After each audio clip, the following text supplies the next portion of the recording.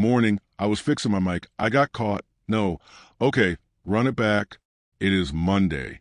Happy. All right. Let's just get over with. Lou, are you ready to listen to Chandler for, I don't know, 25 seconds? Here we go. Chandler, you have the floor. That's all I get? Just 25 seconds? After all the adversity, all the hate I've been getting? Come on, Michelle. It's, are you on your way out here to San Antonio? You should drive. I drove.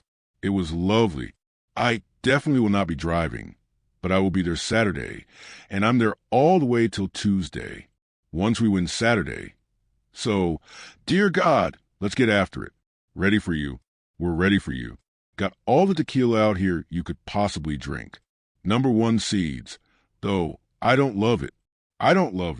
You know, that is going to be a topic of conversation. What do you expect this year in college basketball? Exactly. This just shows you. Why do you love it? Well, this just shows you the power of NIL, right? All the big schools get all the best players. There's no mid-majors at all in the Sweet 16. So I like it because it's the best of the best. These 4 teams have been the best 4 teams all year long. They deserve to be there. There are no Cinderella stories this year, but it's the most consistent, best team, best conference. The SEC and the University of Big Bang take Little Bang, Chandler. That's the name of the game. Ask those little pharmacies how they fared when Walmart came to town. This is pretty much that in college basketball. It's all right. By the way, do we not want in our championships the best teams? Like, I don't get why we would be mad about this. 100%. And by the way, I want Duke in the finals. I don't want Auburn. I don't want a team we already played this year and beat. By the way, I want Duke. I want the best of the best. And they're playing great. We're playing great. It's going to be fun. Y'all are going to have to stop them first before they see Duke. So let's see how they go. You know what? When I was driving through Arizona, I put a bunch of bets down because that's the only state between here and there that I could do it.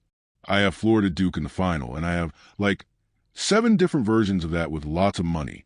Chandler, so help me God. It's the first time I've supported Florida. That's St. John's. I'm glad you're off that St. John's train, Michelle. I'm not going to lie, because it was a fun story.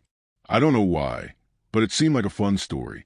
Another fun story Lou brought to our attention the thread last night. And Lou, I'm forever grateful for you for having me flip over to this game. Because did we have a fight? And not just one of those, hold me backs. A legitimate people in the front row got what they paid for a fight. This happened yesterday. Naz Reid took a bit of an exception to a Ron Holland foul, and Dante DiVincenzo jumped in, trying to save the day. This thing goes into the crowd. A cameraman gets taken out.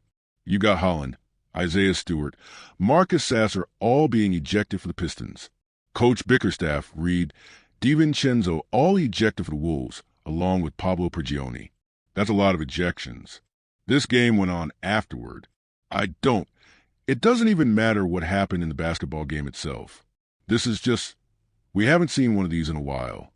Lou, what did you think? I was excited. I was like, finally we got some legit action. Now, what started it? It don't look like a lot to me. I don't know whether this was brewing some plays before that, or this game was chippy as it was. But this foul that was called, it didn't look like it warranted what happened. But all in all, listen, in a world of so many guys bluffing and acting like they're going to do something in the NBA, we found the right guys. We found the right characters for this movie this particular time. And everybody involved looked like they wanted some action. And I think at the end of it, cooler heads prevailed, and they realized this is going to be an expensive little dust-up, so we're going to go and clean this up a little bit. I like the fact that the coaches got involved. I like the fact that the players got involved. It didn't get, it spilled over into the crowd, but it didn't get too crazy. Nobody left the bench area, or nothing like that. And so this is good. This is something to look forward to for time to come with so many of our young stars being involved. And Edwards was on the bench when this was going on. Cade Cunningham was in street clothes when this was going on. So true. This is something to look forward to for years to come. As we continue to move with these two teams in different conferences, it makes you wish Minnesota was in the East, which they geographically could be. But Chandler, what do you think? Yeah, watching that play, I'm with Lou. Like, obviously, this was brewing for a couple plays before that. It was getting physical. My man Ron Holland's been in a couple of these little dust-ups all season long. And I love it. I love the intensity. These are both teams that are playing for something. I love it for the Pistons, kind of bringing back that bad boys mentality. Kind of, scrappy tough. But again, there's going to be some suspensions. It didn't get too crazy.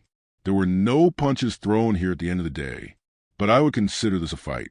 This was definitely more of an old school fight. Like I said, still no punches and stuff, but you got to be careful getting into the crowd, too, and having people get hurt in the crowd. Nowadays, God knows if there's going to be a lawsuit if one of the players accidentally hit somebody. Things like that. But I think this was great.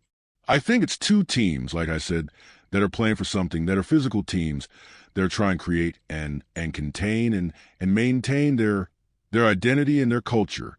So I liked it. Nobody got hurt. There are definitely going to be some fines. There are going to be some suspensions. But I think this is great. This is great for the league. More of this. Less threes. And I think a little bit of balance is good for the league. You don't want the threes. You'd rather have this. I think the fan involvement, the fact that they were sort of collateral damage, might be why the suspensions are going to be, I don't know, maybe bad. Lou, what are you guessing?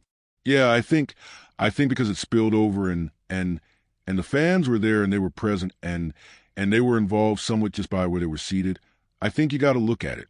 But I also think that's what de-escalated this as well.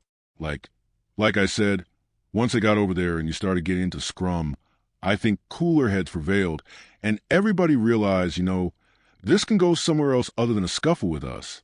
And we got kids right here. We got people who are paying really good. Those are some big money tickets right there. You're affecting the bottom line. You're affecting the business. And so I think that's what kind of calmed this down. And everybody backed up a little bit, the fact that it did spill over into the crowd. But yeah, you're definitely looking at some fines and some suspensions. I don't know who's who, but it's going to come out today, I'm sure.